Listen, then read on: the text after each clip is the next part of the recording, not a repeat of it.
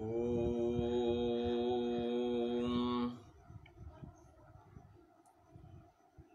यं ब्रह्मा वरुणेन्द्ररुद्रमरुतः स्तुन्वन्ति देव्यैस्तवैः वेदैः साङ्गपदक्रमोपनिषदैर्गायन्ति यं सामगा ध्यानावस्थितो तद्गतेन मनसा पश्यन्ति यं योगिनो यस्यान्तं न विदुः सुरासुरगणा देवाय तस्मै नमः। नमो भगवते तस्मै व्यासायामिततेजसे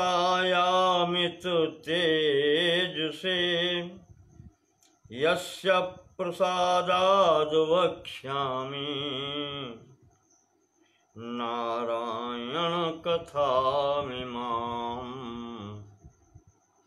नारायणं नमस्कृत्य नरं चैव नरोत्तमं देवीं सरस्वतीं व्यासं ततो जयमुदीरयेत्।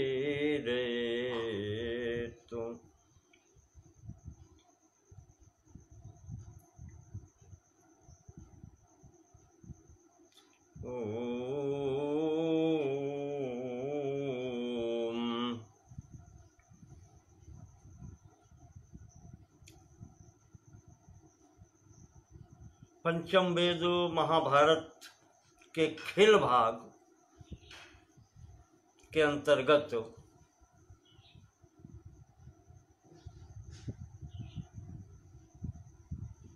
हरिवंश पर्व में कल मैंने आपको चंद्रवंश का विवरण दिया था।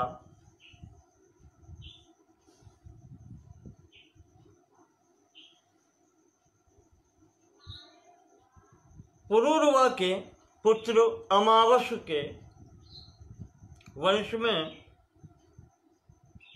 विवरण देते हुए आगे प्रसंगवश विश्वामित्र और परशुराम जी के भी संक्षिप्त चरित्र आए थे।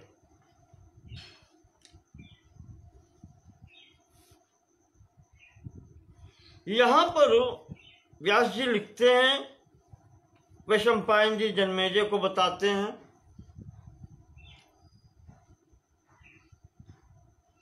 और उग्रश्रवा सौते महर्षि शौनक को सुनाते हैं।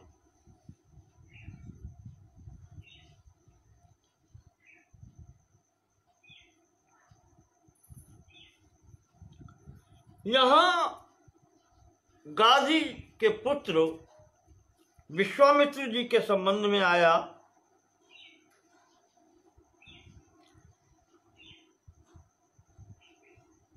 कि इन्होंने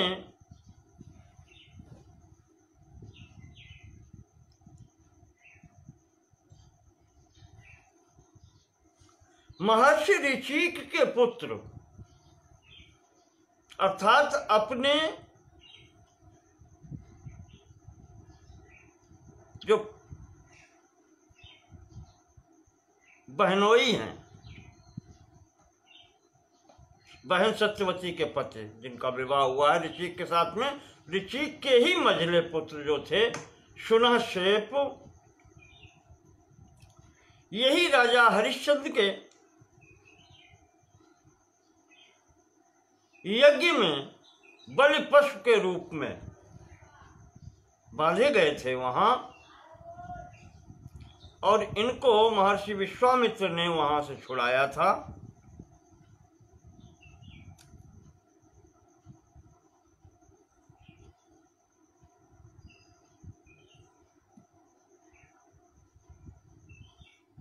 इनको छुड़ाने के कारण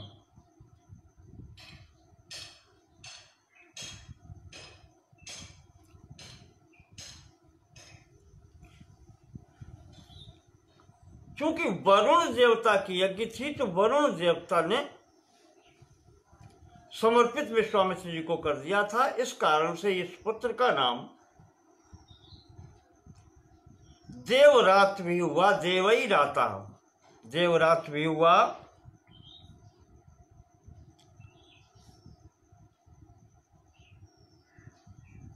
और सुनह शेप इसका नाम था।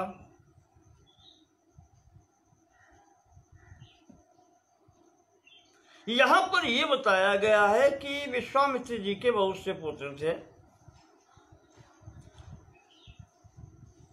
उनके नाम बताए गए हैं।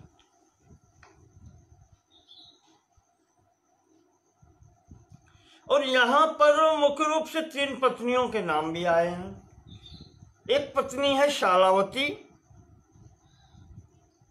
जिसके गर्भ से देवश्रवा, हिरण्याक्ष और कति नाम के पुत्र हुए। दूसरी पत्नी है रेणु, जिससे रेणुमान, सांकृति, गालव, मुद्गल, मधुच्छंद, जय तथा देवल उत्पन्न हुए।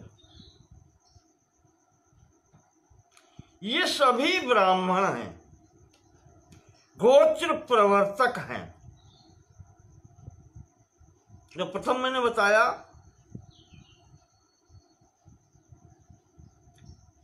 सब स्पष्ट हो गए हैं। मैं आपको बताऊं, ये कति जो है प्रथम शालावती पत्नी से कति नाम जिनका है, इनसे ही कात्यायन गोत्र प्रारंभ हुआ है। कात्यायन गोत्र के ब्राह्मण इन्हीं विश्वामित्र जी के पुत्र कति से आगे हैं।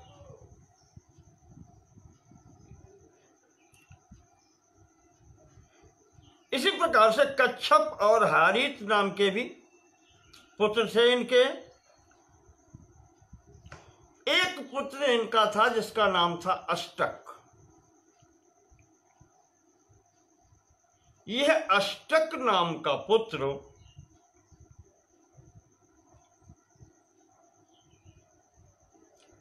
महाराज ययाति की पुत्री माधवी से इसको प्राप्त हुआ था। और यह अष्टक ही विश्वामित्र के बाद में राजर्षि कहे गए, महर्षि कहे गए। जिस समय विश्वामित्र जी राजा थे उस समय इनका नाम विश्वरथ भी था। तो कन्नौज के राज सिंहासन पर, कान्यकुब्ज के राज सिंहासन पर विश्वामित्र के बाद में जो राजा जिनका राज तिलक हुआ वो यही अष्टक हुए। विश्वामित्र के पुत्र अष्टक, ये ययाति के दौहित्र हैं और ये इस राज सिंहासन पर बैठे। वैशंपायन जी कहते हैं कि इस वंश में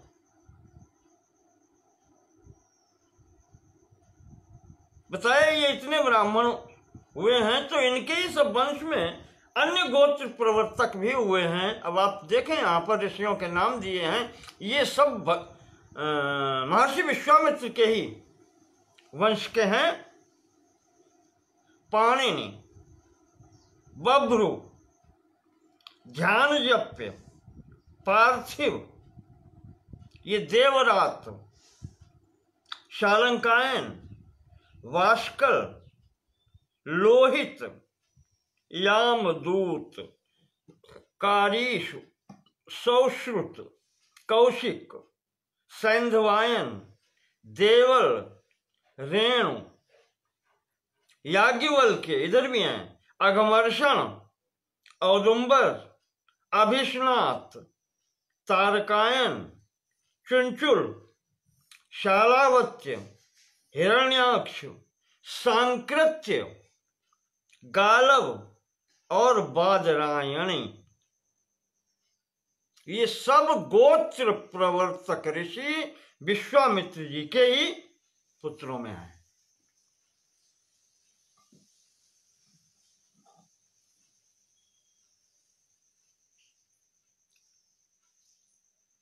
वैशंपायन जी कहते हैं बहुसंख्या है इन ब्राह्मणों की विश्वामित्र के उसमें,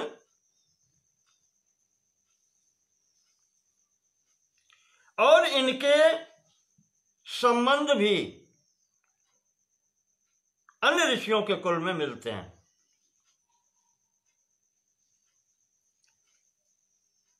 अधिक क्या कहें,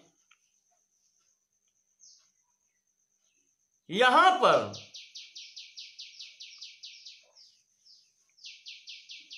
ब्राह्मणों और क्षत्रियों में भी परस्पर वैवाहिक संबंध मिलते हैं, विख्यात हैं।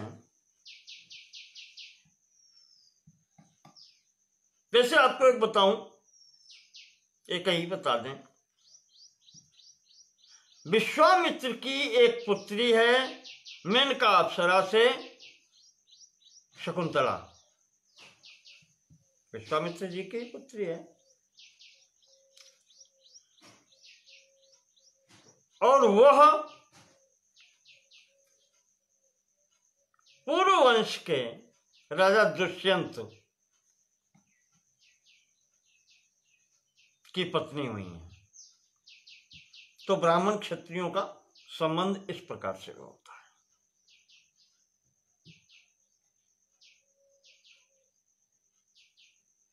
और भी हैं इसी प्रकार से ब्राह्मण और क्षत्रियों के वैवाहिक संबंध होते रहे हैं, और ये इस प्रकार से स्थितियां हैं इनकी। विश्वामित्र जी की आज्ञा के अनुसार 50 को शापित कर दिया था। जो शेष 50 थे उन्होंने इस देवरात को, शुराशेप को अपना बड़ा भाई माना था।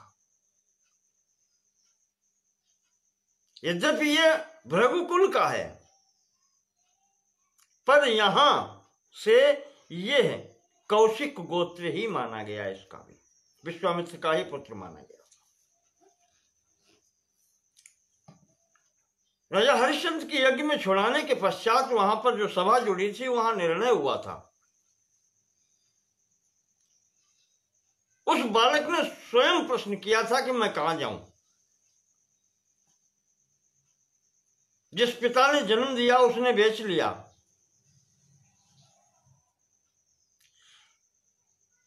जिसका कोई नहीं होता उसका राजा होता है। राजा ने खरीदा तो मैं राजा का हो गया। राजा ने यज्ञ के यूप में बांध दिया, उसने भी अपना अधिकार समाप्त कर लिया। अब मैं वरुण का हो गया। वरुण देवता ने कृपा करके मुझे छोड़ दिया। विश्वामित्र जी की प्रार्थना पर मैं कहां जाऊं, कौन मेरा है। तो वहां पर जो निर्णय हुआ था वशिष्ठ जी की अध्यक्षता में, देवी भागवत में कथा आती है, तो ये निर्णय हुआ था कि अब परिस्थिति के अनुसार ये विश्वामित्र जी का पुत्र है। प्राणदान जीवन दान देने वाले विश्वामित्र जी का पुत्र है। इस प्रकार से महर्षि विश्वामित्र ने इसको पुत्र रूप में स्वीकार किया, और वहां से इसका गोत्र बदलकर ये विश्वामित्र जी के गोत्र में आ गया।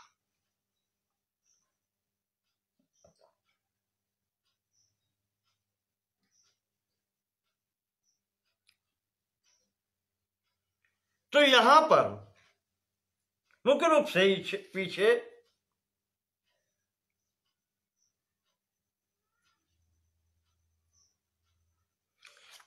यहां ये बताया गया है कि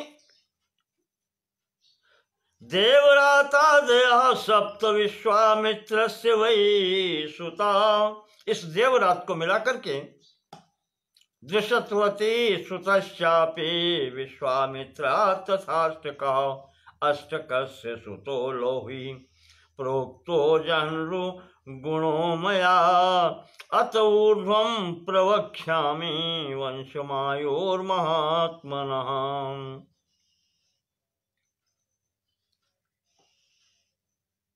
वैशंपायन जी कह रहे हैं कि इस प्रकार से विश्वामित्र के मुख्य रूप से 7 पुत्र हुए, जिसमें सबसे बड़ा ये देवरात है, और अंतिम पुत्र जो अष्टक हुआ है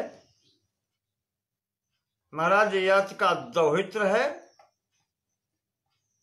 उनकी पुत्री का नाम था माधवी, जिसका नाम दृषदवती भी है, उसका ये पुत्र है। ये कानिकुब्ज नगर के राज सिंहासन पर आसीन हुआ। यहां तक बताया अष्टक का पुत्र लव ही हुआ। यह पुरुरवा के पुत्र अमावस के वंश का वर्णन यहां तक किया गया। इसके बाद में वैशंपायन जी कहते हैं आयो पुत्रास्तथा 5 सर्वे वीरा महारथा। पुरुरवा के जो पुत्र यहां पर 7 बताए गए थे, उसमें आयु, अमावस, विश्वायु, श्रुतायु, दृढ़ायु, वनायु और शतायु। श्रीमद् भागवत में 6 ही बताए गए हैं।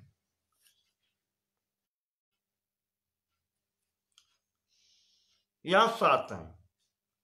ये आपको बताया, ये समय भेद के अनुसार होता रहता है, किस कल्प की कहाँ कथाएं हैं।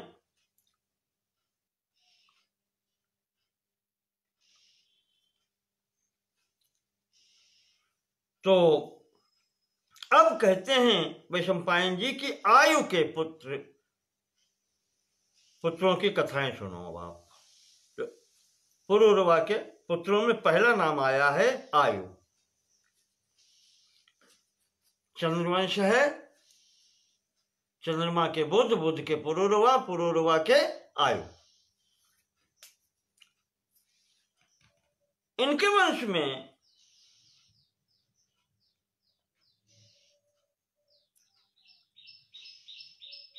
आयु का जो विवाह हुआ था, इनकी पत्नी का नाम था प्रभा। और ये जो प्रभा थी, यह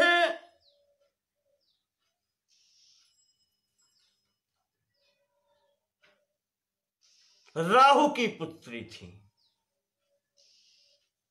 आपको बताया था दानव जो क्या विप्रचित्त नाम था, हिरण्याक्ष हिरण्यकश्यप की बहन सिंहिका विवाही गई थी उससे, उसका पुत्र था राहु। और राहु की पुत्री जिसका नाम था प्रभा, वो आयु की पत्नी थी। उनके गर्भ से, प्रभा के गर्भ से महाराज आयु के 5 पुत्र उत्पन्न हुए।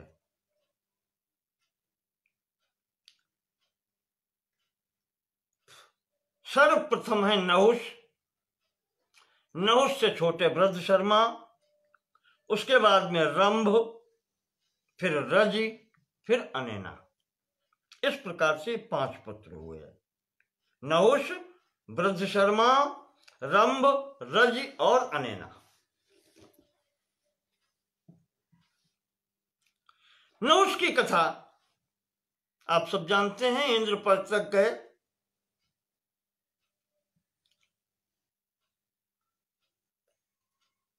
बाद में बताएंगे। पहले यहां से प्रारंभ करते हैं। इसमें जो रज हैं,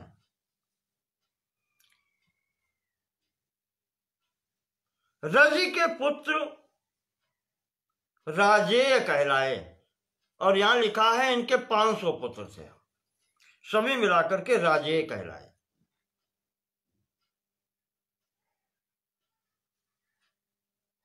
इतने प्रभावशाली थे कि देवराज इंद्र ने अपने को इनका पुत्र घोषित किया था।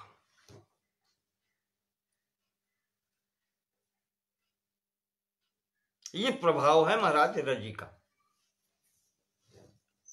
कैसे हुआ बताते हैं वैशंपायन जी। एक बार दैत्यों और देवताओं में युद्ध हुआ। युद्ध होने की स्थिति में देवता हारने लगे। तब वो ब्रह्मा जी की शरण में गए, ब्रह्मा जी से उपाय पूछा कि अब हमें कष्ट से मुक्ति कैसे मिले। तो ब्रह्मा जी ने कहा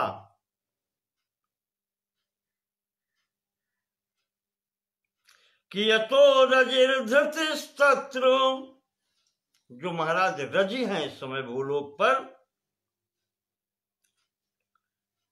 श्रीश्च तत्र यतो धृति, यतो धृतिश्च श्रीश्चैव, धर्मस्तत्र जयस्तथा।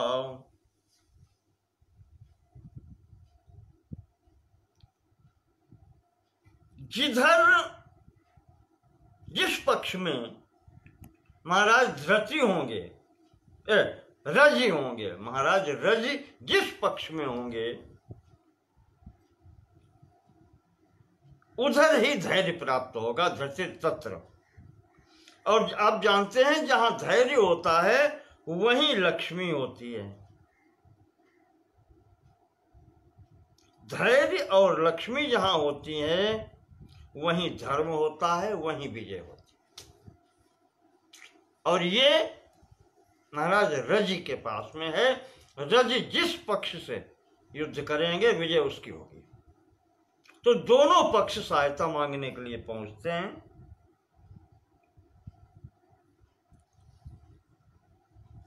महाराज रजी ने देखा कि दोनों पक्ष आ गए, तो फिर कुछ तो विशेष आदमी विशेषता अपनी रखता है।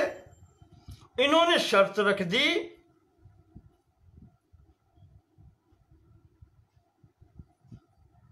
कि यदि मैं युद्ध करके और मैं जीतता हूं, इंद्र से कहा कि अगर युद्ध करके मैं जीत रहा हूं दानवों से, तो धर्मता फिर मैं इंद्र होना, मुझे इंद्र बनाना चाहिए, मैं इंद्र बनूंगा।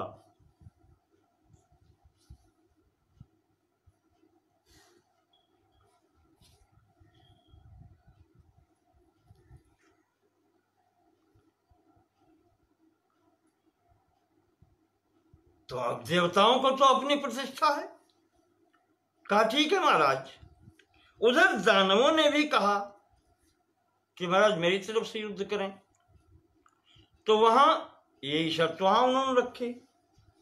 तो दानवों ने कहा कि महाराज हमारे तो प्रतिनिधि प्रहलाद हैं, अब ये कैसे हो सकता है।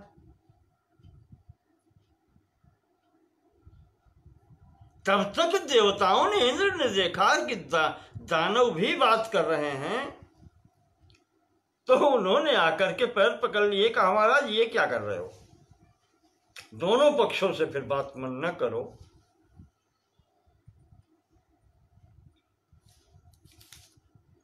भविष्यसि इंद्रो जित्वैवं, जब मैंने वचन दे दिया है कि आप जीत करके आप ही इंद्र बनेंगे,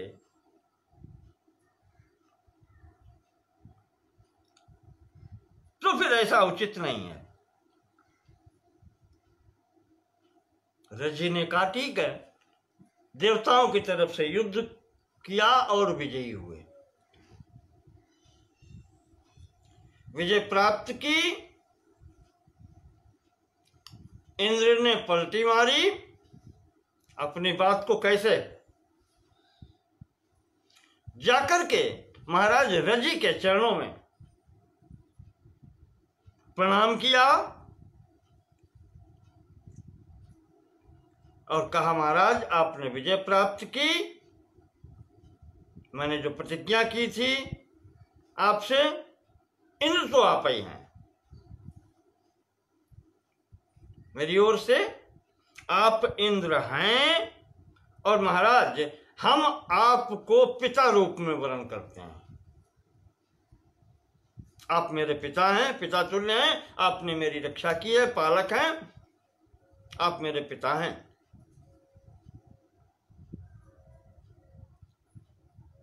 मैं आज से आपका पुत्र कहलाऊंगा।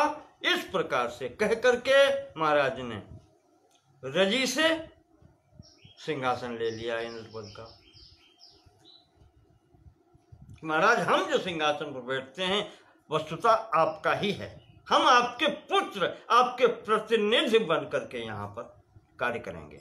आपको क्या आवश्यकता है?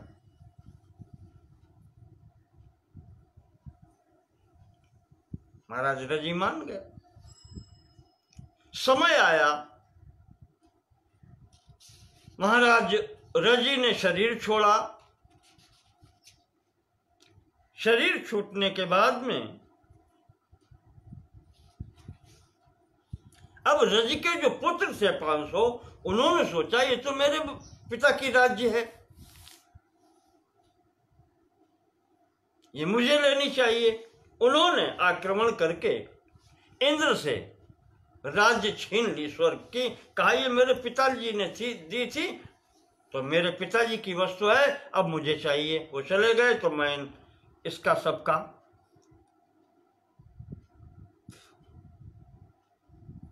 कहना चाहिए कि उत्तराधिकारी अब हम हैं। अब इंद्र क्या कर सकते? राज्य हाथ में आकर के फिर पुनः चली गई। बृहस्पति जी जो सिंहासन पर बैठता है उसका कार्य करते हैं। बृहस्पति जी वहां उनकी यज्ञ कराने लगे। पहले इंद्र की कराते थे, अब इंद्र के सिंहासन पर जो बैठ गया वही इंद्र है, उनका कराते हैं।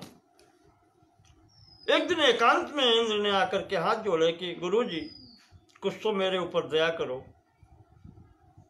यज्ञ में जो भाग मिलता था वो भी नहीं मिलता, अब तो हम भूखों मर जाएंगे, तो मेरे भोजन की कुछ तो व्यवस्था करो। भले ही यज्ञ में एक पिंड दिला दो तो शरीर तो बना रहे।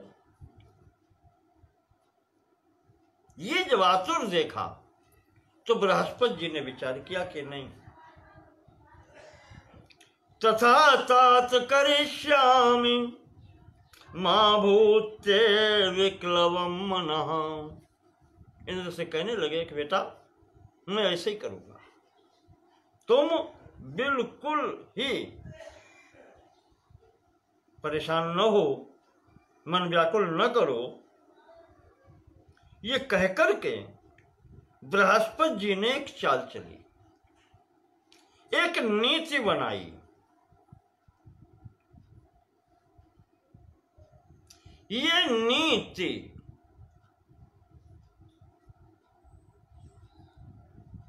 दर्शन शास्त्र के रूप में भी अपूर्ण तो नहीं मिलता है, पर इसी को चारवाक दर्शन कहते हैं,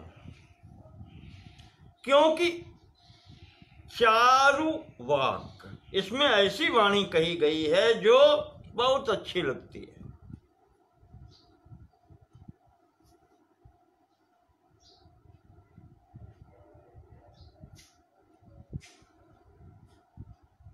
यावत् जीवेत् सुखम जीवेत् ऋणम कृत्वा घृतम पिबेत् भस्मीभूतस्य देहस्य पुनरागमनम कुतः। बहुत प्रसिद्ध पद्य है। जब तक जियो सुखी रहो, ऋण लेकर के भी घी पियो, क्योंकि शरीर जिस दिन चला जाएगा कौन किससे ऋण वसूल करने आता है। भस्मीभूतस्य देहस्य पुनरागमनम कुतः। जब शरीर ही भस्म हो गया तो कहाँ आना कहाँ जाना। इसी प्रकार से अन्य चीजें हैं। कहने का मतलब ये चारवाक दर्शन की ये बृहस्पति जी भी आचार्य हैं, उन 500 रज के पुत्रों को भ्रष्ट करने के लिए महाराज ने इस प्रकार के पढ़ाना शुरू कर दिया उनको।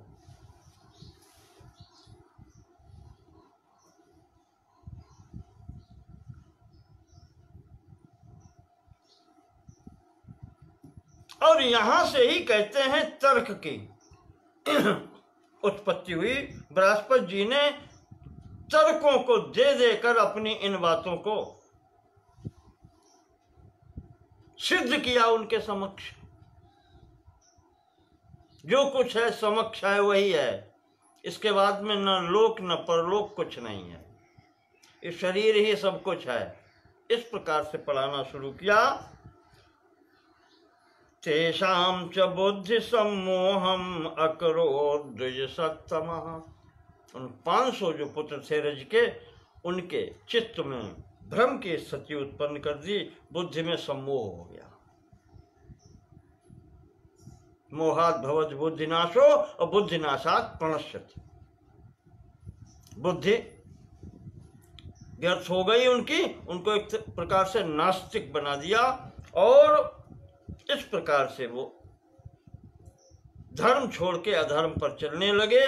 और यहां से ये धर्मशास्त्र से द्वेषी हो गए। फिर इनका इंद्र ने आक्रमण करके नाश कर दिया।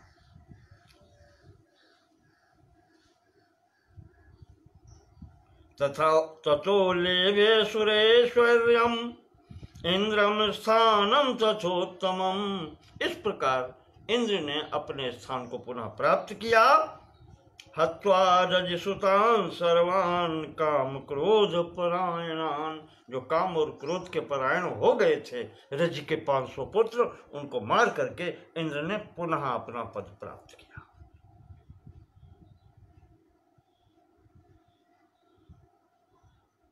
या इदम चावनम स्थानात्। वैशंपायन जी कहते हैं इस प्रसंग को, इंद्र का पद छूटना और प्राप्त होना, इतने कई बार इसको जो सुनता है प्रसंग को,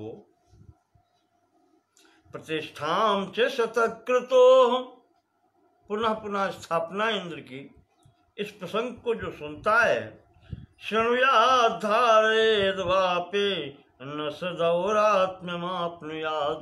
जो सुनता है, जो धारण करता है, इस पर विचार करता है, उसके मन में कभी विकार नहीं होते।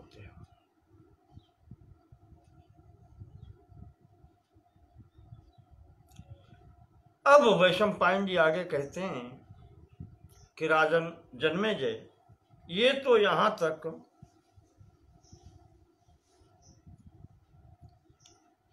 रजि के पुत्रों का विवरण हुआ। आगे कहते हैं जो रजि के भाई थे रंभ,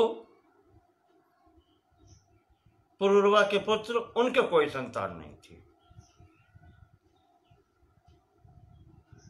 कोई संतान ही नहीं हुई। तो अगले पुत्र जो हुए वो है अनेना। रजि, रंभ, अनेना। अमावस का बता चुके हैं। रजि का ये बताया, रंभ के कोई संतान नहीं। अनेना के पुत्र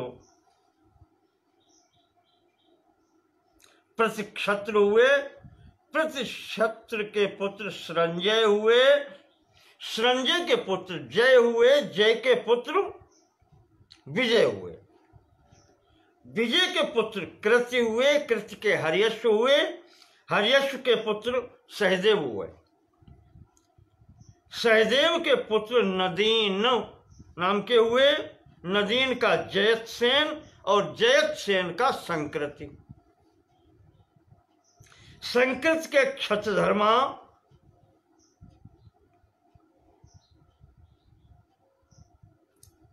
इस प्रकार से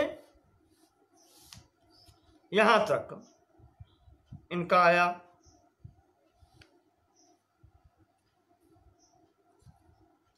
ये अनेना के वंश में हुए।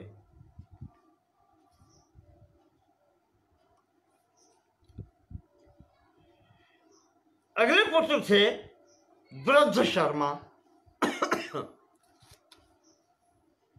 इनका नाम क्षत्रवृद्ध भी है, वृद्ध शर्मा या क्षत्रवृद्ध।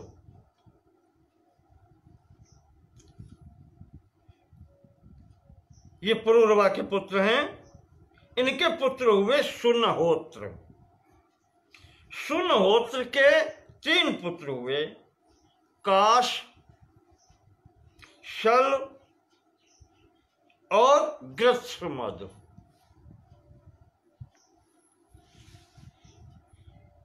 ये 3 पुत्र हुए।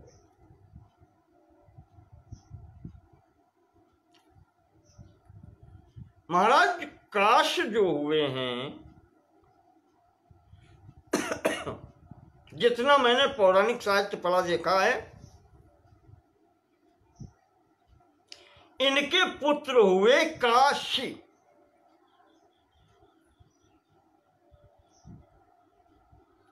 और ये यहां से ही काशीपुरी के राजा बताए गए हैं। ये प्रथम नाम चंद्रवंश में आता है काशी का।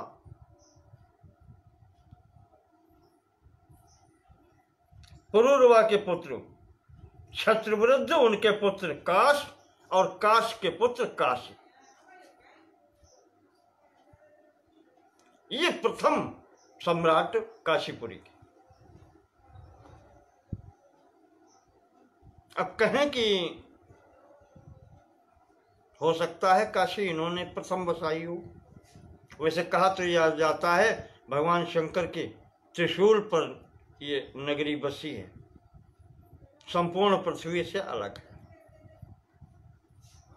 पर यहां जो प्रसंग आया है उससे मुझे ये लगा कि ये इस स्थिति में है।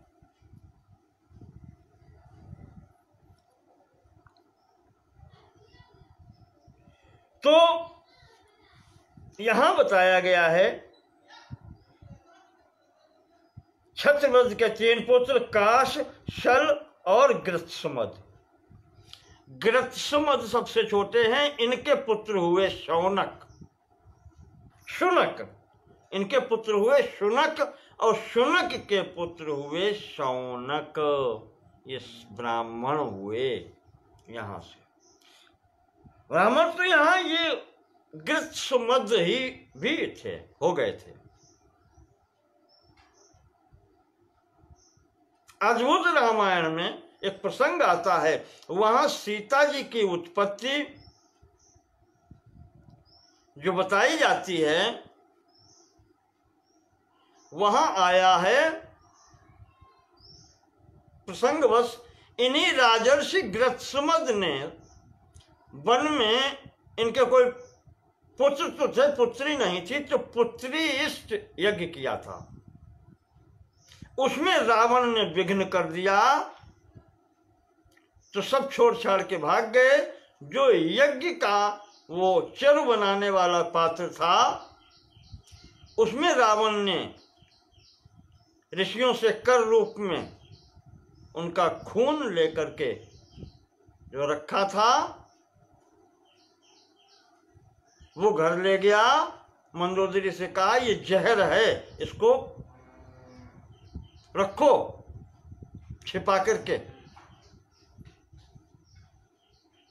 वो वहां रखा रहा। कलश महालक्ष्मी के व्रत से पुत्री इष्ट यज्ञ में महालक्ष्मी के मंत्र से अभिमंत्रित वो था। उसके प्रभाव से एक दिन रावण से क्रोधित होकर के, असंतुष्ट होकर के मंदोदरी ने वो पी लिया कि ये तो जहर है, मर जाओ इससे अच्छा। उससे प्रभाव से मंदोदरी के गर्भ से एक कन्या का जन्म होता है। लोक लज्जा के भय से यही कन्या उसने पिटारी में बंद करके महाराज जनक के राज्य में, मिथिलापुरी में, पृथ्वी में गड़वा दी थी। और यही कन्या महाराज जनक को, क्षीरध्वज को यज्ञ हेतु भूमि शुद्ध करने पर प्राप्त हुई थी। इसका नाम सीता रखा गया था। शीराग्रतो जाता, हल के अग्रभाग को सी कहते हैं, उसके आगे अग्रतो जाता, सीता नाम विश्रुता।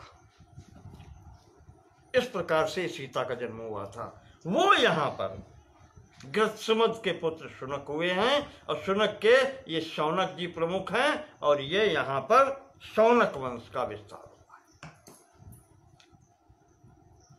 शौनक वंश में वैशंपायन जी कहते हैं ब्राह्मण, क्षत्रिय, वैश्य, शूद्र सभी हुए। इतना बड़ा ये वंश हुआ है। इस प्रकार से इनका बताया गया है। दूसरे पुत्र सुनहोत्र के शल हैं। शल के पुत्र का नाम आष्टिसेन है, उनके पुत्र काशक हैं।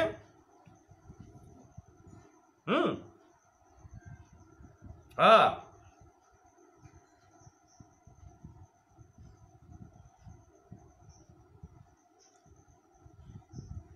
इनके पुत्र काशक हुए। और जो तीसरे पुत्र काश थे, काशस्य काशयो राजन पुत्रो दीर्घ तपास तथा। जो काश नाम के प्रथम पुत्र थे सुनहोत्र के, उनके पुत्र जितने भी हैं वो काशी कहलाए। सबसे बड़े थे दीर्घ तपा, ये काशी भी कहे गए हैं। इन दीर्घ तपा के पुत्र धनु हुए, और धनु से ही धन्वंतर जी का प्रादुर्भाव हुआ।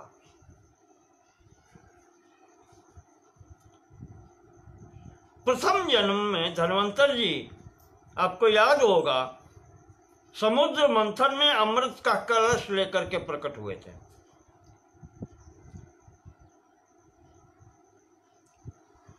वही भगवान के आशीर्वाद से, भगवान विष्णु के वरदान के फलस्वरूप दूसरे जन्म में महाराज धन्वंतर यहाँ पर आकर के उत्पन्न हुए, और इसी जन्म में उन्होंने अपने वैदिक शास्त्र का विस्तार किया है।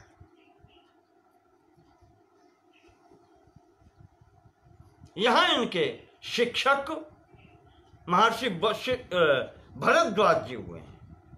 भरद्वाज से इन्होंने आयुर्वेद की शिक्षा पाई, और चिकित्सा कर्म की शिक्षा यहाँ पर महर्षि भरद्वाज जी से धन्वंतर जी ने पाई है, और उसका फिर इन्होंने विस्तार किया है संसार में।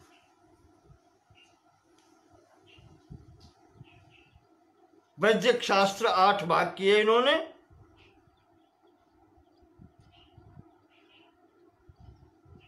आठ विभाग हैं वैदिक शास्त्र के, वो फिर अलग की चीज है। आप समझ लीजिए, यही बताना है यहाँ पर। यही महाराज धन्वंतर हुए हैं जिन्होंने वैदिक शास्त्र का भी प्रचार किया। इन राजा भी थे, तो इनके शिष्य भी हुए वैदिक क्षेत्र में बहुत से, और इधर इनके पुत्र केतुमान नाम से विख्यात हुए। केतुमान के भीमरथ, और भीमरथ के पुत्र राजा दिवोदास हुए। ये वाराणसी पुरी के स्वामी थे, यानी हमने आपको बताया कि काशी के राजा हुए। एक बार ऐसी स्थिति बन गई कि भगवान शंकर ने अपनी काशीपुरी खाली करवाई। तब इन्हीं के हाथ से काशी का शासन निकल गया दिवोदास जी के, और काशी जन शून्य हो गई।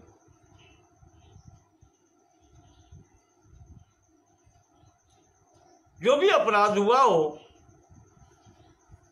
भगवान शिव के एक पार्षद थे निकुंभ, उन्होंने शाप दे दिया था।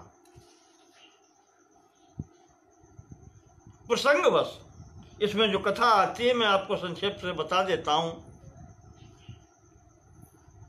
भगवान शंकर जी ने जिस समय हिमाचल की पुत्री पार्वती से विवाह किया था,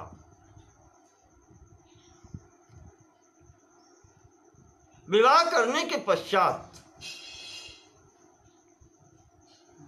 प्रेमवश भगवान शंकर हिमाचल प्रदेश में ही रुक गए।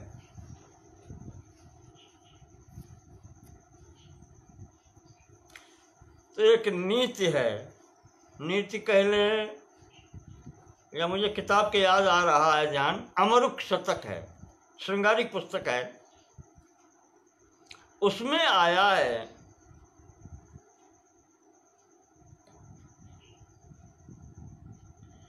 कि श्वशुरपुर निवासः स्वर्गतुल्यो नराणाम् वसति यद विवेकी पंच षड वासनानाम।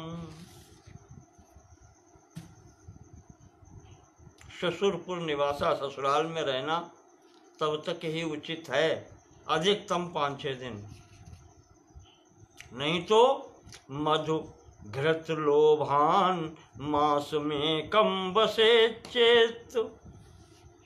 अगर कहीं महीनों रुक गए तो सभवति खर तुल्यो मानवः मानवानाम। अब इतने से ही समझ लीजिए, वो स्थिति भगवान शंकर जी के सामने आ गई। मैना जी के मन में विकार हो गया थोड़ा सा कि ये तो सब यहीं रहने लगे, पुत्री और जामाता यहीं, जो भी हो। एक दिन हंसी में उन्होंने पुत्री से कह दिया कि क्या तुम्हारा कोई घर बार नहीं है, अपने घर जाओ, यहां कब तक रहोगे।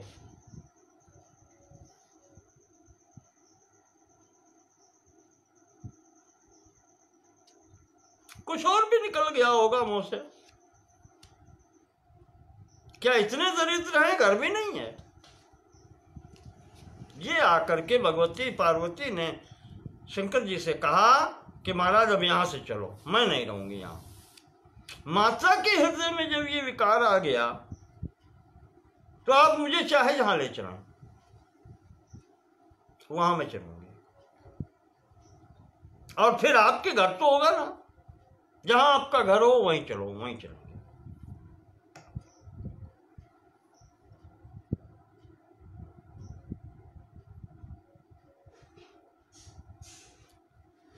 अब भगवान शंकर ने आज विचार किया कि कहां ले चलें, तो ध्यान लगा करके संपूर्ण त्रिलोकी का ध्यान करते हैं तो विचार आया कि वाराणसी चलें, काशी चलेंगे। फिर विचार करते हैं कि वहां तो राजा है दिवोदास, दिवोदास राजा है, वहां कैसे बनेगा, एक राजा के होते हुए दूसरे का शासन कैसे चलेगा। तो इन्होंने अपने पार्षद जो इनके निकुंभ थे उनसे कहा कि वाराणसी खाली करवाओ पहले,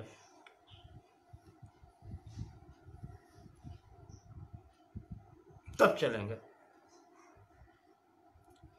वो निकुंभ आते हैं, निकुंभ आकर के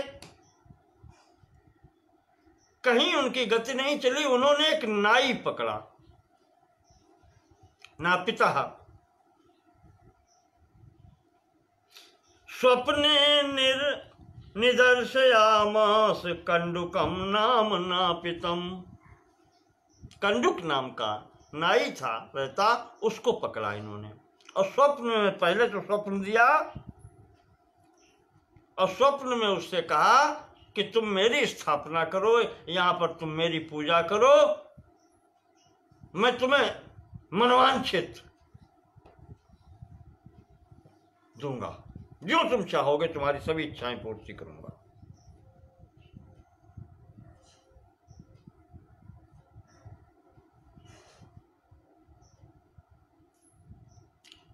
उसने कहा ठीक है महाराज।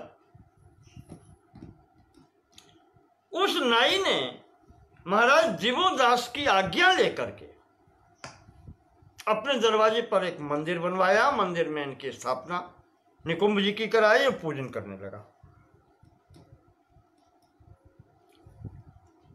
इनको स्थापित कर दिया, इनको बिठाल दिया, वहां पर इनकी पूजा होने लगी। इतनी प्रसिद्धि हुई इस मंदिर की और इनके देवता की, निकुंभ जी की, कि सभी लोग यहां आकर के पूजन करने लगे। राजा जीवोदास के तब तक कोई पुत्र नहीं था, वो रानी भी आकर के यहां। वैशंपायन जी कहते हैं निकुंभ जी के पास में जो पूजन करता था, जो मांगता था, उसको देने लगे। राजा के कोई संतान नहीं थी तो उसने भी प्रेरणा करके रानी को भेजा था कि तुम भी पुत्र मांग लो, जो वैसी स्थिति है, देवता सिद्ध है। ये स्थिति बनी। महाराज ने निकुंभ सबकी इच्छा पूर्ण करते थे, रानी की इच्छा पूर्ण नहीं की।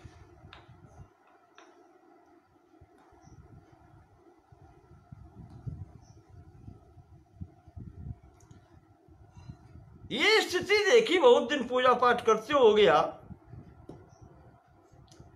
अब राजा को भी क्रोध आ गया, जीवोदास को भी, कि मैंने इनको रहने के लिए स्थान दिया, मेरी राज्य है, ये सबका कार्य कर रहे हैं और मेरी कामना पूर्ति नहीं कर रहे।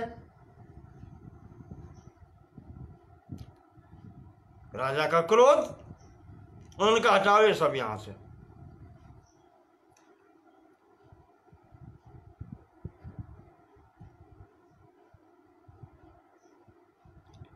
ऐसा कहकर के राजा कहे मुंह से निकाले सिपाही काम कर देते हैं। वहां से वो मंदिर सब हटा दिया गया और सब स्थान खत्म। अब वहां तो व्यवस्था बनानी थी, भगवान शंकर के आने की व्यवस्था बनानी थी, काशीपुरी खाली करवानी थी। जब राजा ने ये कर दिया तो महात्मा जो निकुंभ थे उन्होंने श्राप दे दिया, कहा मेरा कोई अपराध नहीं, आपने मेरा स्थान नष्ट करा दिया है तो तुम्हारी ये काशी जन शून्य हो जाएगी, इसमें कोई रहेगा नहीं। एक आप तर्क की दृष्टि से ये भी सोच लें, ऐसा महात्मा जहां सब उसकी बात मानते हों और राजा उसका स्थान नष्ट कर दे, वो कह दे कि मैं यहां नहीं रहूंगा तो कोई नहीं रहेगा, तो आज की भी स्थिति में मुझे लगता है कि लोग गांव खाली करके चले जाएंगे कि महात्मा अच्छा था और राजा ने किया है तो मैं भी इस गांव में नहीं रहूंगा। इसी स्तर से मेरी बुद्धि कहती है कि वहां पर वाराणसी संपूर्ण जनशून्य हो गई, खाली कर दी लोगों ने। यही चाहते थे प्रभु। उसने गण ने, जो निकुंभ जी ने सूचना कर दी, महाराज आपकी आज्ञा अनुसार काशी खाली है, आओ। महाराज जी, भगवान शिव और पार्वती जी यहां आ गए। आने के बाद में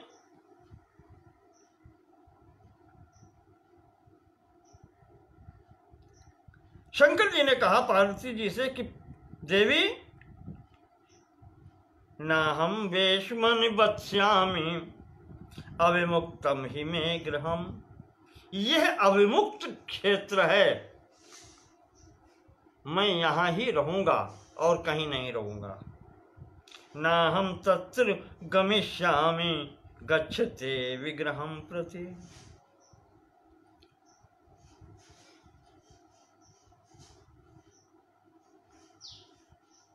ठीक है, रहो। जब जनशून्य स्थान, अब वहां पर और अच्छा ना लगे, पार्वती जी ने कहा फिर मैं यहां भी नहीं रहूंगी। अब यहां तो कोई है ही नहीं, किससे बात करें। रहने का स्थान वो होता है कि अड़ोस पड़ोस में भी हो, किसी से बात करने की स्थिति भी तो बने। तो शंकर जी ने कहा कि अब हम कहीं नहीं जाएंगे, मैं तो अब यहीं रहूंगा।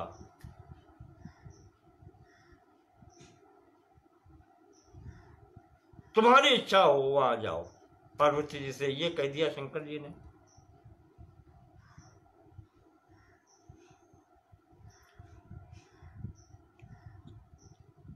वैशंपायन जी कहते हैं जो भगवान शंकर के मुंह से निकल गया कि ये अविमुक्त क्षेत्र है, मैं इसको छोड़ के नहीं जा सकता। इस कारण से उसी दिन से इस नगरी का नाम भी अविमुक्त नगरी हो गया।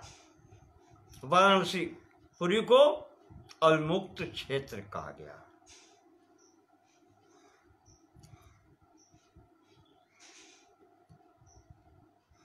इस प्रकार उस प्रथम कल्प में भगवान शंकर सतयुग, त्रेता, द्वापर 3 युगों तक पार्वती देवी जी के साथ में इस क्षेत्र में प्रत्यक्ष निवास करते हैं। और जब कलयुग आता है, आगे की व्यवस्था यही बन गई कि कलयुग में वो नगरी ही अदृश्य हो जाती है जो भगवान भूतेश्वर भूतनाथ की है, अविमुक्त क्षेत्र। उसके स्थान पर ये दूसरी नगरी दिखलाई पड़ने लगती है। अंतर्हिते पुरे तस्मिन पुरी सावसते पुनः, वो पुरी अंतर्हित हो जाती है और ये जो आजकल दिखलाई पड़ती है ये दोबारा बसाई जाती है, बसती है।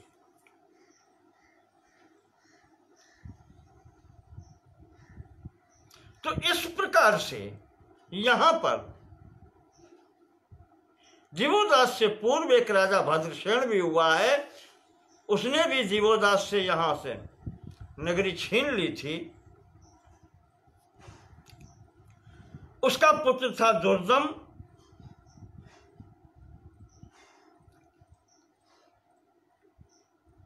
उस दुर्दम ने जब जीवोदास राजा पुनः हो गए तो है वंशियों से, ताल जंग वंशियों से करके संधि पुनः आक्रमण कर दिया और जीवोदास से नगरी फिर छीन ली।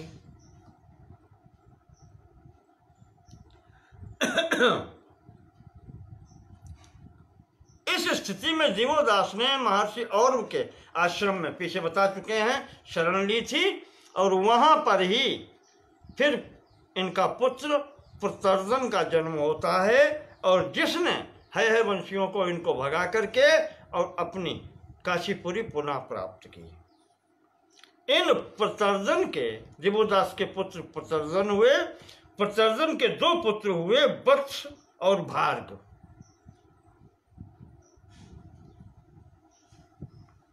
वत्स के पुत्र हुए अलर्क और अलर्क के सन्नत हुए। अब यहां कथा दूसरे प्रकार से आ गई। अलर्क, वहां श्रीमद् भागवत में जो कथा आई है, इनके पिता का नाम था ऋतध्वज।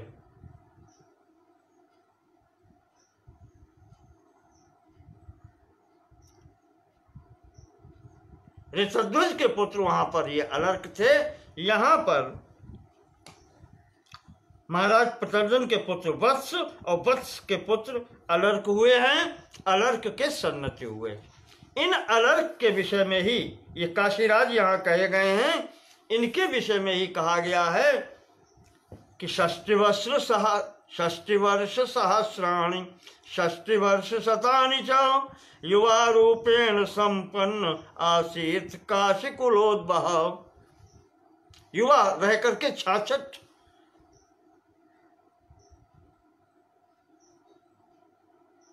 60 वर्ष सहस्राणि 60 वर्ष शतानि च 6000 वर्ष नहीं 60,000 वर्ष और 600 वर्ष मिलाकर के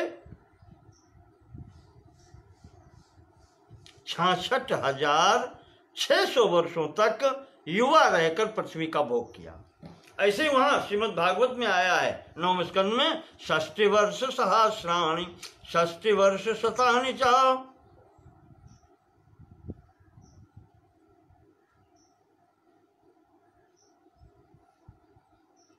युवा रह करके उन्होंने मेदिनीपुरा ऐसे करके आया है। भगवान अलर्क जी ने 66,000 वर्ष रह करके, युवा रह करके पृथ्वी का उपभोग किया।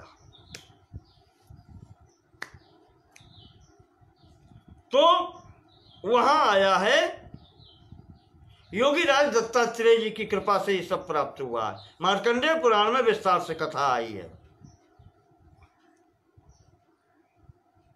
ये महाराज अलर्क ऋतध्वज की पुत्र जो पत्नी थी, मदालसा के पुत्र थे।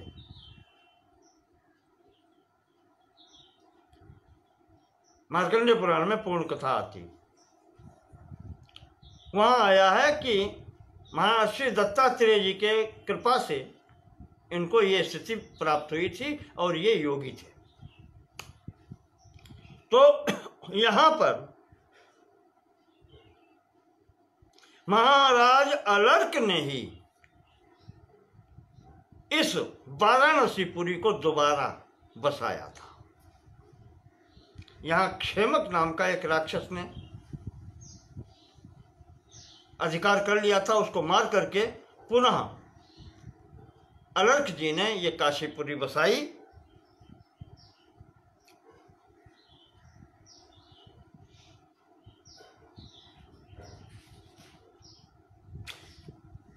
इनके पुत्र हुए सन्नत, सन्नत के सुनीत हुए, सुनीत के पुत्र क्षेम्य हुए और क्षेम्य के पुत्र केतुमान, केतुमान के सुकेतु, सुकेतु के धर्मकेतु, धर्मकेतु के सत्यकेतु, सत्यकेतु के विभु, विभु के आनर्त, आनर्त के सुकुमार, सुकुमार के पुत्र धष्टकेतु, धष्टकेतु के वेणुहोत्र, वेणुहोत्र के पुत्र भर्ग।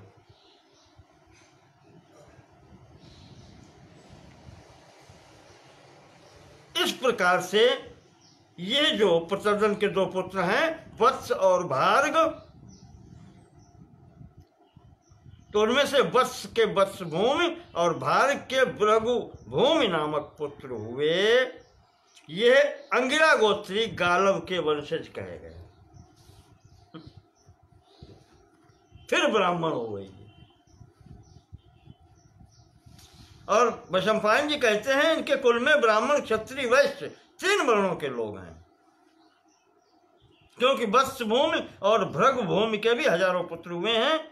ये राजा काशी के कुल में उत्पन्न हैं, ये क्षत्रिय बताए गए हैं। और इस प्रकार से यहाँ ब्राह्मण, क्षत्रिय, वैश्य सब हुए हैं इस कुल में।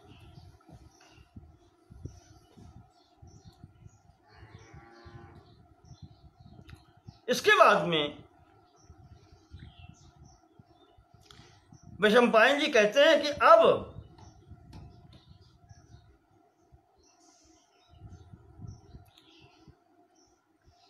जो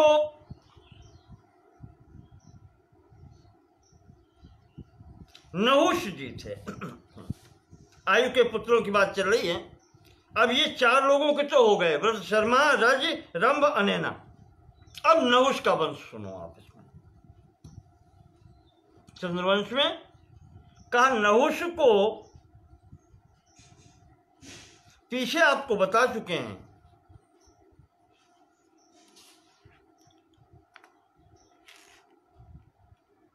जो पितृगण थे उसमें सुकाल नाम के जो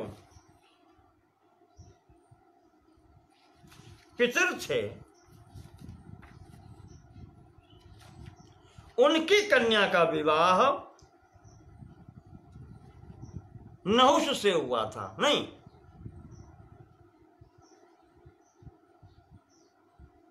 नहुष पत्नी जो हैं, ये याति माता,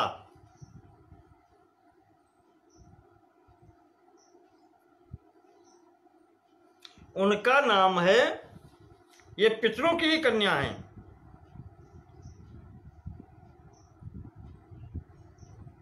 हाँ, सुस्वधा नाम के जो पितर हैं, उनकी मानसी कन्या हुई हैं, जिनका नाम था विरजा। और ये विरजा ही यहाँ पर नहुष की पत्नी है और उनके पुत्र हुए हैं ययाति। तो नहुष के 6 पुत्र हुए। विरजा के गर्भ से यतिर्ययाति संयाति रायाति पांचिको भवः सुयाति षष्ठस्तेषां वै ययाति पार्थिवो भवतु।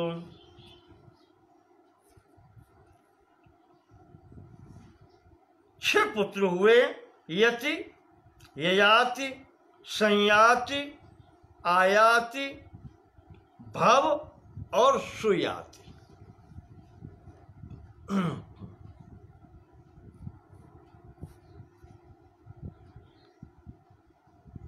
वैशंपायन जी कहते हैं सबसे बड़े थे यति। यति ने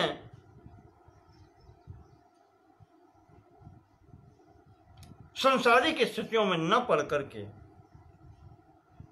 मोक्ष धर्म का आश्रय लिया। ब्रह्म भूतो अभवन मुनि, ब्रह्म की प्राप्ति उन्होंने की।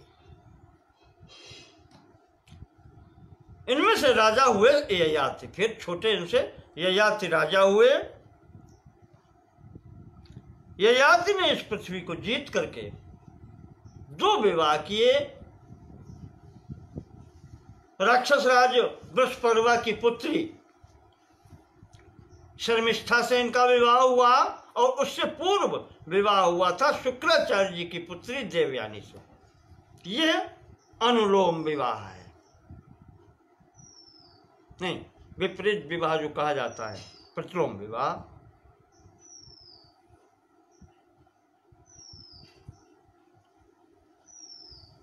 माता ब्राह्मणी, शुक्राचार्य जी की पुत्री देवयानी और ये क्षत्रिय। यहां पर इनके 5 पुत्र हुए। देवयानी से 2 पुत्र हुए, यजु और तुर्वसु। और शर्मिष्ठा से 3 पुत्र हुए।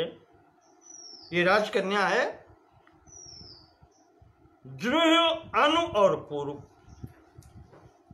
इस प्रकार से महाराज ययाति के ये 5 पुत्र हुए हैं। यहां पर ययाति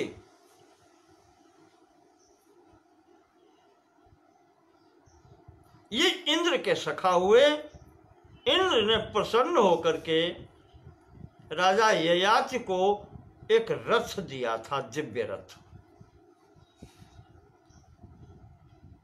ये दिव्य रथ महाराज ययाति की कुल परंपरा में चलता रहा। ध्यान रखिएगा, ये रथ यहां से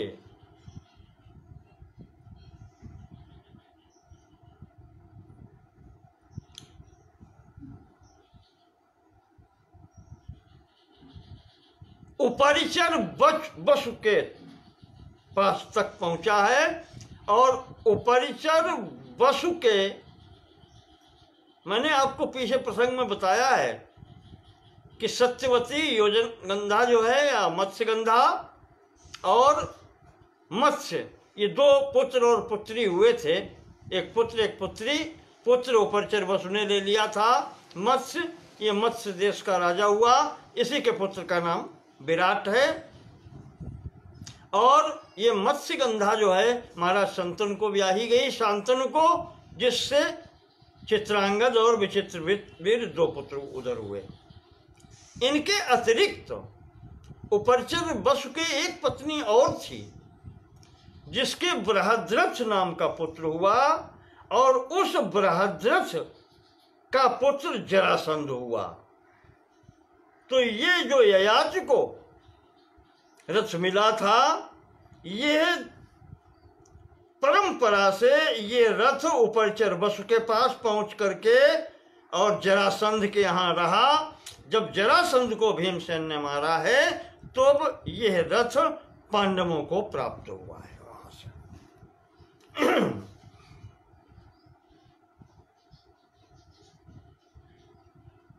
ठीक है, अब आप यहां पर बीच में वंशावली सुन लीजिए। राजा ययाति का प्रभाव ये था कि संपूर्ण पृथ्वी इन्होंने 6 दिन रात में जीत ली थी।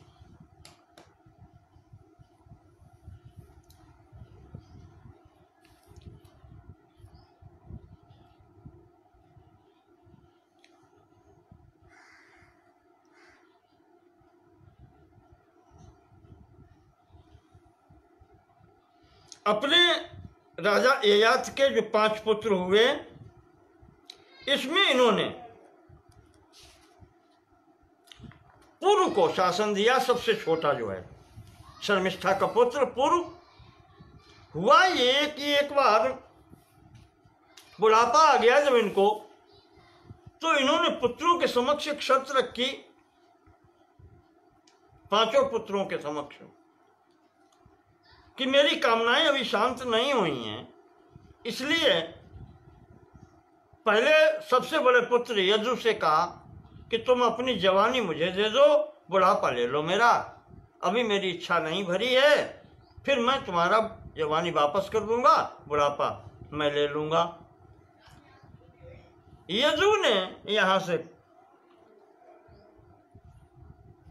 बहाना बना दिया कि महाराज मैं नहीं दे सकता, बुढ़ापा कौन लेना चाहता है।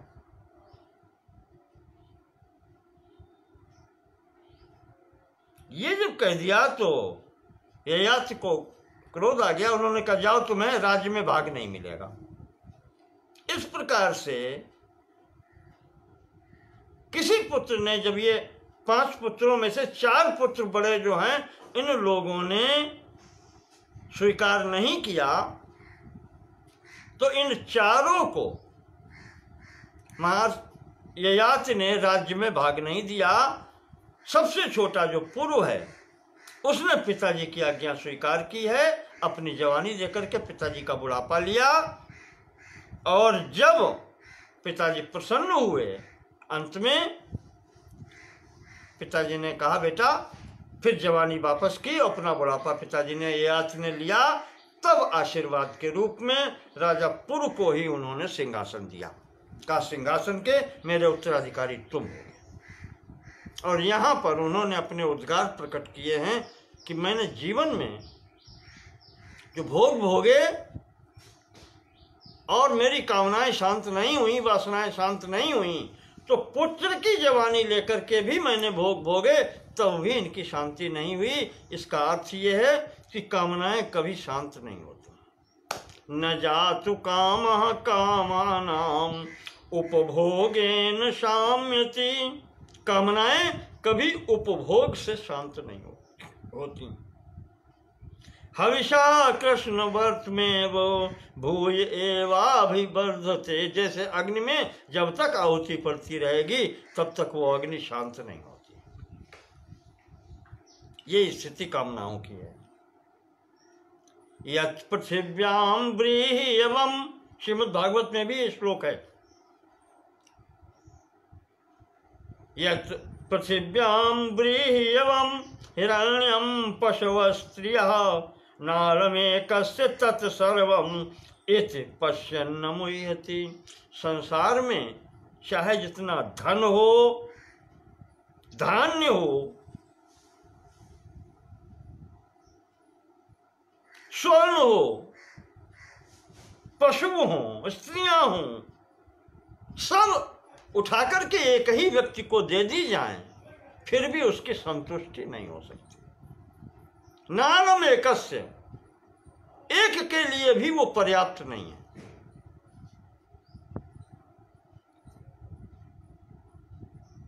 इस प्रकार से जो ये विचार कर लेता है जो व्यक्ति, फिर उसे मोह नहीं होता, उसको वैराग्य हो ही जाता है।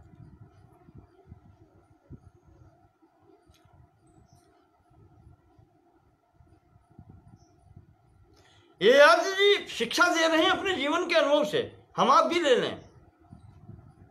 यदा भावम न कुरुते सर्वभूतेषु पापकम। जो व्यक्ति किसी अन्य व्यक्ति या प्राणी के प्रति दुर्भावना नहीं करता है, उसे इस संसार में कोई भी दुर्भावना से देखता भी नहीं है, और वह ब्रह्म संपद्यते तदा कायेन मनसा वाचा। कहते हैं जो वाणी कर्म और मन से किसी व्यक्ति की, किसी प्राणी की के लिए दुर्भाव नहीं रखता है, उसको ब्रह्म की प्राप्ति हो जाती है।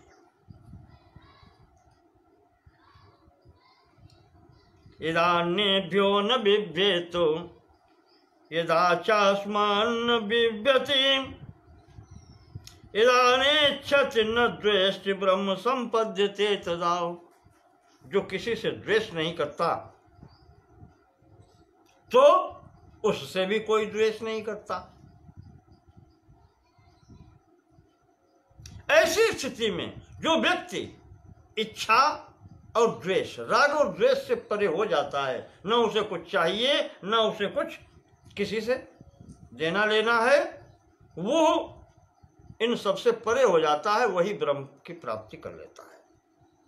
या दुष्टया दुर्मतिभिर या न जीर्यत जीर्यतः योऽसौ प्राणांतिको रोगः ताम तृष्णाम त्यजतः सुखम। कहा ये तृष्णा बहुत बड़ा रोग है, ये कभी जीर्ण नहीं होती। शरीर जीर्ण हो जाता है पर तृष्णा, वासना, कामना ये जीर्ण नहीं होती।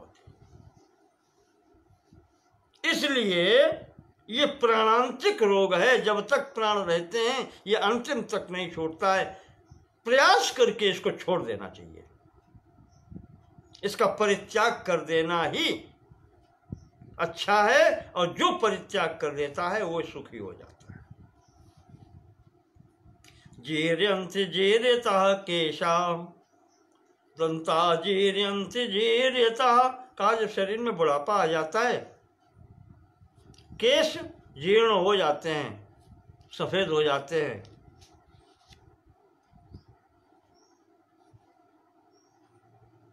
दंता जीर्यन्ति जीर्यतः, दांत सब जीर्ण हो जाते हैं, निकल जाते हैं, मुंह छोड़ के चले जाते हैं। जीविता साधना साच जीवितोपि न जीर्यति। फिर भी ऐसी स्थिति में शरीर शिथिल है, किसी कार्य का नहीं है, फिर भी जीने की इच्छा, धन की इच्छा, ये तृष्णा बनी रहती है। कहते हैं ये दो तृष्णाएं तो बनी ही रहती है, जीने की इच्छा और धन की इच्छा।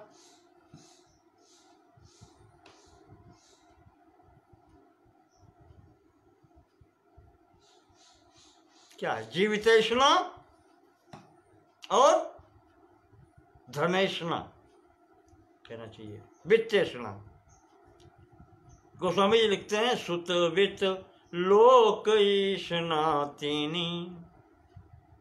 ये तीन ऐष्णाएं हैं, ये जीर्ण नहीं होती, ये बनी रहती हैं। कहते हैं कि इन से बच्चों यच्च काम सुखम लोके यच्च दिव्यम महत् सुखम तृष्णाक्षय सुखस्यैते नारतः षोडशी कलाम।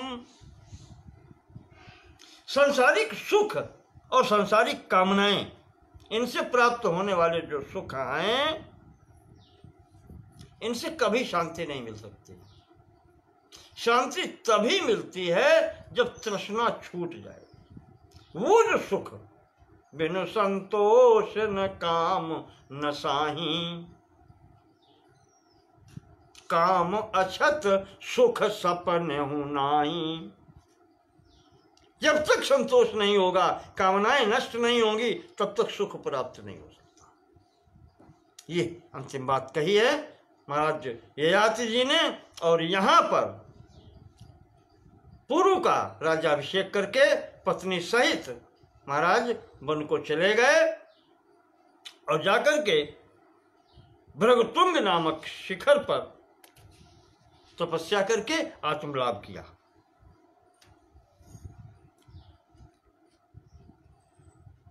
महाराज वैशंपायन जी कहते हैं इस प्रकार से यहां पर जो व्यक्ति महाराज ययाति के इस चरित्र को सुनता है, धन्यः प्रजावान आयुष्मान कीर्तिमान भवे नरा। धन्य हो जाता है, कृतकृत्य हो जाता है, धन संपन्न हो जाता है, संतानवान होता है, दीर्घायु यशस्वी होता है। इस प्रकार से यहाँ पर महाराज ने वर्णन किया है। और हम भी सोचते हैं कि अब यहाँ पर स्थगन किया जाए।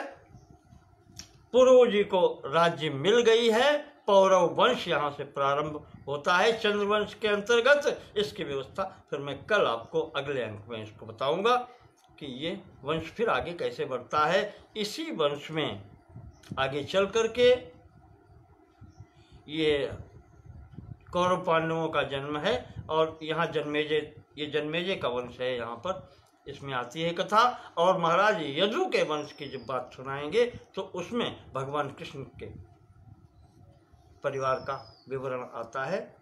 तो वो अब अगले अंक में आपको कल के अंक में सुनाऊंगा। अनुमति दीजिए। बहुत बहुत धन्यवाद उत्साहवर्धन के लिए। ओम नमो भगवते वासुदेवाय।